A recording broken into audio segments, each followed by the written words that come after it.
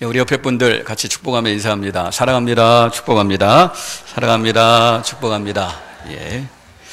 오늘은 이제 성례식이 있는 주일입니다. 우리 세례식이 있고 또 세례식 후에 성찬식이 있습니다.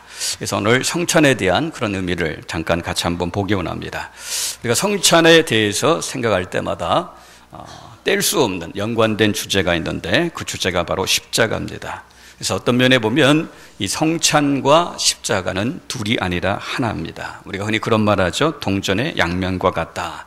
이 양면이라는 것은 실상은 어떻게 두 개가 아니라 하나이죠. 그러니까 십자가와 성찬은요, 동전의 양면과 같은 겁니다. 예를 들면 이걸 이렇게 설명할 수 있어요. 성찬은 선물 상자라고 생각하면 됩니다. 성찬은 선물 상자. 그럼 십자가는 뭘까요? 그 성찬이라는 선물 상자 안에 담겨진 귀한 선물이, 그리고 어떻게 그게 십자가입니다. 그렇기 때문에 우리가 성찬을 받는다는 것은 다른 말로 하면 십자가를 받는다라는 그런 말이 되어지는 겁니다. 그런 말도 있습니다. 십자가는 하나가 아니다, 둘이다. 십자가는 둘이다. 첫 번째 십자가는 주님이 지신 십자가가 있고, 두 번째 십자가는 우리가 날마다 받을 수 있는 십자가가 있다. 주님이 주신 십자가가 뭡니까? 주님이 주신 십자가는 다른 것이 아니라 저와 여러분들의 죄를 대신해서 2000년 전에 예루살렘 땅에서 예수님께서 못 박혀 돌아가신 그 십자가를 말하는 거죠. 그럼 우리가 받는 십자가는 뭡니까? 우리가 받는 십자가는 바로 성찬입니다. 성찬. 이 성찬을 받는 것이 곧 예수님의 십자가를 받는 것과 똑같습니다. 그런 의미에서 이 성찬에 참여한다는 것은 놀라운 특권입니다. 오늘 예배를 드리는 여러분들 가운데 아직까지 세례를 받지 못한 그런 분들이 있다면, 정말 될 수만 있다면 정말 신앙생활 잘 하셔가지고 빨리 세례를 받으셔가지고 이 성찬의 귀한 특권에, 이 혜택에, 이 은혜에 동참하는 저와 여러분들 됐으면 좋겠습니다.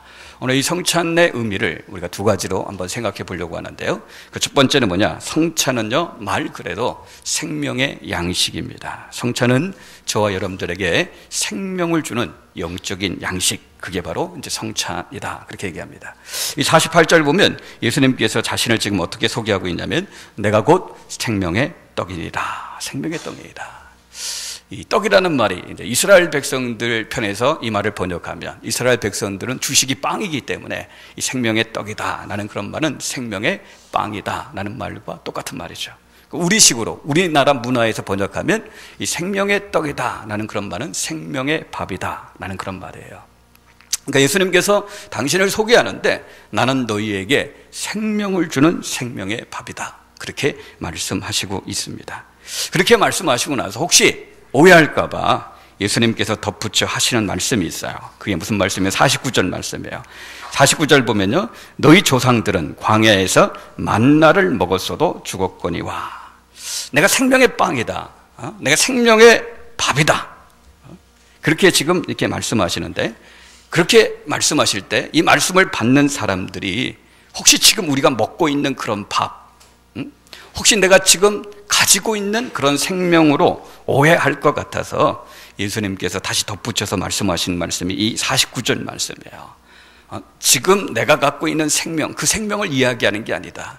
우리가 삼시세끼 밥을 먹고 사는데 그 밥을 이야기하는 것이 아니다 하면서 하는 말이 뭡니까? 너희 조상들을 봐라. 너희 조상들은 광야에서 만나를 먹었어도, 요즘 말로 하면 삼시세끼 밥 차려서 먹었어도 그들이 다 어떻게 돼 있냐? 그들이 죽었지 않느냐? 삼시세끼 꼬박꼬박 밥을 챙겨 먹은 그들 다 죽지 않았느냐? 다 사라지지 않았느냐? 그렇게 예수님께서 말씀하시는 거예요. 그러면서 하시는 말씀이, 내가 너희에게 주기 원하는 생명은 지금 너희들이 갖고 있는 그 생명도 아니고, 너희들에게 주기 원하는 생명의 양식은 이 삼시세끼 밥을 이야기하는 게 아니라 진짜 생명을 내가 너희들에게 주기를 원하고, 그 진짜 생명을 누릴 수 있는 정말 진짜 양식을 너희에게 주기 원한다. 그리고 나서 이제 그 생명이 무슨 생명인지를 47절에서 말합니다. 47절 말씀 보면, 진실로 진실로 너희에게 이르노니 믿는 자는 뭘 가졌다고 합니까? 믿는 자는 영생을 가졌나니. 예수님께서 말씀하시는 진짜 생명은요, 우리가 이 땅에서 70살 살고 강건하면 80살 살고 더 오래 살면 90살, 100살 살다가 죽어버리는 그런 생명을 이야기하는 게 아니라, 믿는 자는 영생을 가졌다. 영생, 하나님과 함께 영원히 살 수 있는 이 영원한 생명, 이 생명을 내가 너희에게 주기 원한다. 이 생명을 누리는 길이 있다. 그게 뭐예요? 아까 우리가 읽었던 48절 말씀이에요. 내가 곧 생명의 떡이라. 내가 너희에게 주기 원하는 진짜 생명은 이 땅에서 아무리 오래 살아도 죽으면 죽음으로 사라지는 그런 어떤 생명이 아니라 하나님과 함께 영원히 살 수 있는 그 생명을 내가 너희에게 주기 원하는데, 그 생명을 누리게 하는 그 생명의 밥이 있다. 진짜 영원한 생명을 누리게 만들어주는 그 생명의 밥이 있고 생명의 떡이 있는데, 그 생명의 밥과 그 떡이 누구라는 겁니까? 그분이 바로 예수님이다. 그렇게 얘기하는 거예요. 그래서 예수님께서 지금 이렇게 말씀하는 겁니다. 너희들이 이 땅에서 영원한 생명을 누리고 싶다면, 영원한 생명, 영생을 누리고 싶다면 너희들이 삼시세끼 먹는 그런 밥으로 만족하면 안 된다. 상편 없고 뭐 된장찌개, 김치찌개와 함께 먹는 그런 밥을 생각하는 것이 아니라, 그런 밥으로 만족하면 안 되고, 너희들에게 진짜 생명, 영생을 줄 수 있는 생명의 밥이 되는, 생명의 떡이 되는 나, 예수 그리스도, 나를 너희들이 먹어야 된다. 좀 더 자극적인 말로 표현하면 너희들이 나를 뜯어 먹어야 된다. 뜯어 먹고 살아야 된다. 주님께서 그렇게 말씀하시는 거예요. 어떻게 보면 이해하기 힘든 말이죠. 그래서 이 말을 처음 들었던 유대인들도, 이스라엘 백성들도 그 말을 잘 이해 못했어요. 이해 못해가지고 그들이 어떤 반응을 보입니까? 52절 말씀 보니까요. 그러므로 유대인들이 서로 다투어 이르되 이 사람이 어찌 너희 자기 살을 우리에게 주어 먹게 하겠느냐. 이들도 이해를 못했어요. 우리도 지금 이해를 잘 못하는 분들도 있을 겁니다. 유대인들도 이해를 못했어요. 그래서 다시 한번 예수님께서 설명을 하십니다. 53절, 54절, 55절 말씀 보니까 예수께서 이르시되 내가 진실로 진실로 너희에게 이르노니 인자의 살을 먹지 아니하고 인자의 피를 마시지 아니하면 너희 속에 생명이 없느니라. 내 살을 먹고 내 피를 마시는 자는 영생을 가졌고 마지막 날에 내가 그를 다시 살리리니 내 살은 참된 양식이요 내 피는 참된 음료로다. 너희들이 영원한 생명을 누리고 싶다면 나를 먹어야 된다. 나를 먹어야 된다는 말은 뭐예요? 내 살을 먹으라는 거고 내 피를 마시라는 거죠. 왜냐하면 그 예수님의 살만이 참된 양식이고 예수님의 피가 참된 음료가 되기 때문에 그런 거예요. 그러니까 여러분들, 나를 먹으라라는 말이 무슨 뜻이라고요? 내 살을 먹고 내 피를 마시라는 거예요. 여러분, 그 살을 먹는 거, 그 피를 마시는 게 뭡니까? 그게 바로 오늘 저와 여러분들이 거행하는 성찬식이에요. 성찬식. 이 성찬식이 뭡니까? 주님의 살을 상징하는 떡을 받는 거고 주님의 피를 상징하는 포도주를 받는 거잖아요. 그 주님의 살과 그 주님의 피를 먹고 마시는 것, 그게 뭡니까? 그게 성찬이에요. 이 성찬에 참여함으로 말미암아 예수님이 우리에게 주고자 하는 진짜 생명, 이 영생이라는 생명을 누리는 그런 은혜의 자리에 우리가 들어갈 수 있게 되어지는 거죠. 어떤 분이 그런 말을 해요. 성찬식을 이렇게 참여한 분이 그런 소리를 하는 것을 들은 적이 있어요. 아이, 뭐 이게 성찬식 하는데 좀 큼직큼직하게 좀 주지. 아이, 떡도 그냥 조그마한 것도 주고 포도주도 뭐 이렇게 조그마한 잔에 조금 주고 좀 머그컵인가요? 거기에 좀 그냥 포도주도 거기 이렇게 딱 주고 그냥 떡도 좀 이렇게 한 손에 딱 들 정도로 큰 떡을 좀 주지. 교회가 돈이 없냐? 뭐 그렇게 얘기까지 얘기하는데. 그럼 그렇게 생각하고 우리가 성찬을 받으면요, 그건 그냥 떡이고 그건 그냥 포도주입니다. 그러나 그 떡과 포도주가 우리에게 참된 생명, 영원한 생명을 주는 예수님의 살과 피를 의미한다는 것, 상징한다는 것을 우리가 믿음으로 받고 진실된 마음으로 성찬에 참여하면 그 성찬을 통해서 진짜 생명, 영원한 생명을 누리는 그런 자리에 들어갈 수 있게 되어지는 거예요. 그래서 여러분들 축복합니다. 오늘 이 성찬에 참여하면서 하나님께서 우리에게 주신 영생의 복을 누리는, 다시 영생의 복에 대해서 감사하고 예수님의 그 살과 그 예수님의 피를 상징하는 그 떡과 그 잔을 받으면서 다시 한번 우리 안에 이 영생의 복을 누리는 그런 축복이 저와 여러분들 가운데 있기를 주님의 이름으로 축원합니다. 축원합니다. 두 번째는요, 이 성찬은 또 한 가지 의미가 있습니다. 가족됨을 의미합니다. 이 성찬은요, 함께 참여하는 모든 사람들이 서로를 향해서 한 가족이다라고 고백하는 의식이 성찬입니다. 물론 이 가족됨이 호적상의 그런 가족을 가리키는 게 아니라 믿음 안에서의 가족을 가리킵니다. 여러분, 가족의 가장 중요한 특징이 뭡니까? 가족의 가장 중요한 특징, 함께 밥을 먹는 거예요. 한솥밥을 먹는 겁니다. 한솥밥을 먹는 게 그게 가족 아닙니까? 그래서 그런 말이 있죠. 실제 가족은 아니더라도 정말 가까운 사이, 그런 사이를 이야기할 때 우린 한솥밥 먹는 관계야, 그런 말 하지 않습니까? 그럼 그래요. 가족은요, 한솥밥을 먹는 사람들이에요. 함께 밥을 먹는 사람이 가족이에요.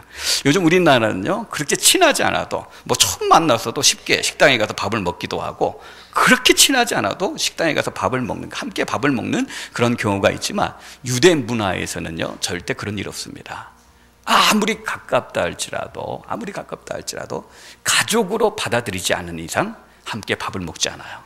유대인들이 타인인데 자기 식사 자리에 누군가를 초대한다는 것은 이제 당신을 나의 가족으로 받아들이겠습니다, 그런 의미예요. 이 성찬의 의미가 바로 그런 의미가 담겨져 있어요. 성찬을 우리가 참여한다는 것은 함께 참여하는 모든 사람들이 그리스도 예수 안에서 한 믿음의 가족이다 라는 그런 의미가 여기에 담겨져 있습니다. 여러분, 아까 말씀드렸죠. 성찬이 하나의 상자라면 그 상자에 담겨진 선물이 뭐라고 했어요? 십자가라고 했죠. 그럼 십자가도 동일한 의미가 여기에 있어요. 요한복음 19장에 보면 예수님께서 십자가에 죽으면서 육신의 어머니 마리아를요 사랑하는 제자 요한에게 부탁하는 그런 장면이 나와요. 요한복음 19장 26절 27절 말씀 보면 예수께서 자기 어머니와 사랑하는 제자가 곁에 서 있는 것을 보시고 자기 어머니에게 말씀하시되 여자여 보소서 아들이니이다 하시고 또 그 제자에게 이르시되 보라 네 어머니다 하신대 그때부터 그 제자가 자기 집에 모시니라. 십자가에 돌아가시면서 예수님께서 하시는 말씀 중에 하나가 뭐냐면 자기 육신의 어머니인 마리아를 향해서 여자여 하면서 하는 말이 뭡니까? 요한을 가리키면서 아들이니이다 그렇게 얘기합니다. 그 요한을 가리켜서 자기 어머니를 또 이렇게 부탁하면서 내 어머니이다 그렇게 부탁하는 그런 장면이 나오는 거예요. 여러분, 십자가를 통해서 예수님께서 우리에게 주시고자 하는 귀한 선물이 뭐냐면 한 가족됨입니다. 한 가족됨. 그 선물을 십자가를 통해서 저와 여러분들에게 주시곤 하는 거예요. 여러분, 십자가는요 그렇기 때문에 우리에게 영생이라는 귀한 선물을 줄 뿐만 아니라 우리에게 믿음 안에서 한 가족을 선물로 해주는 것, 그게 바로 십자가입니다. 그러므로 성찬을 받는 모든 사람들은요 이 성찬을 받으면서 우리 안에 두 가지 분명한 고백이 있어야 돼요. 첫 번째는 뭐냐? 하나님께서 나에게 영원한 생명을 주셨다는 이 감사하는 믿음의 고백이 있어야 되고, 또 하나는 하나님께서, 예수님께서 나에게 믿음 안에서 또 한 가족을, 새로운 가족을 나에게 선물로 주었다는, 그래서 그 가족을 서로 받는 그런 마음이 성찬에 참여하면서 우리 가운데 있어야 됩니다. 이런 것이 바로 성찬이기 때문에 그것이 되지 않으면 성찬을 중단해야 되고 멈춰야 할 때가 있어요. 여러분들, 원래 교회에서 성찬식은 자주 할수록 좋은 겁니다. 우리 장로교 교육측은요 1년에 뭐 4번 절기 때만 하지만 어떤 교회 보면요 매주 성찬을 하는 교회가 있어요. 이 성찬은요 은혜의 통로가 되기 때문에 자주 할수록 좋아요. 그만큼 성찬이 귀한 거예요. 그런데 그 귀한 성찬을 우리가 멈춰야 될 때가 있어요. 그런 귀한 성찬을 중단해야 될 때가 있습니다. 그럼 그때가 언제입니까? 고린도전서 11장 20절에 보니까요 그런즉 너희가 함께 모여서 주의 만찬을 먹을 수 없으니, 주의 만찬, 이 성찬을 너희들이 먹을 수 없다. 이 성찬이 너무나 귀한 은혜의 통로인데도 불구하고 이 성찬을 먹어서는 안 되는 그런 상황이 우리 가운데 있을 수가 있어요. 만약에 우리가 성찬을 먹으면 안 되는데 이 성찬을 먹게 되어지면 어떤 결과가 생기느냐? 고린도서 11장 27절 보면요 그러므로 누구든지 주의 떡이나 잔을 합당하지 않게 먹고 마시는 자는 주의 몸과 피에 대하여 죄를 짓는 것이라. 주의 만찬을 먹지 못하는데, 주의 성찬을 먹으면 안 되는데 그걸 무시하고 우리가 성찬에 참여한다면 그것은 예수님의 그 몸과 피에 대해서 죄를 짓는 그런 어떤 행위를 짓게 되어지는 것과 똑같다는 거죠. 그래서 여러분들 어떻게 해야 됩니까? 고린도서 11장 28절과 29절 보니까 사람이 자기를 살피고 그 후에야 이 떡을 먹고 이 잔을 마실지니 주의 몸을 분별하지 못하고 먹고 마시는 자는 자기의 죄를 먹고 마시는 것이라. 자기를 살펴봐야 돼요. 내가 과연 오늘 이 성찬을 먹기에 합당한 그런 어떤 마음의 자세를 갖고 있는지 그렇지 않은지를 살펴보고 그렇지 않다면 성찬을 중단해야 된다. 성찬을 멈춰야 된다. 이렇게 말씀하고 있어요. 여기서 말하는 그 죄가 뭡니까? 자기의 죄를 먹고 마시는 건데 이 죄가 뭡니까? 이 고린도서 11장 앞부분에 보면 사도 바울이 분명하게 이야기하죠. 서로 미워하며 분당과 파당을 짓고 있는 그런 죄죠. 지금 고린도 교회가 서로 미워하면서 분당과 파당을 짓고 있어요. 그래서 고린도 교회 안에는요, 파가 여러 파로 나눠져 있어요. 바울파도 있고 아볼로파도 있고 게바파도 있고 심지어 그리스도파, 예수파도 있어요. 서로 미워하며 다투면서 이 파들이 나누어져 있는 그런 모습들을 보여주면서 이런 죄가 있다면 주의 만찬은 너희들이 먹을 수 없다. 그렇게 지금 이야기하고 있는 거예요.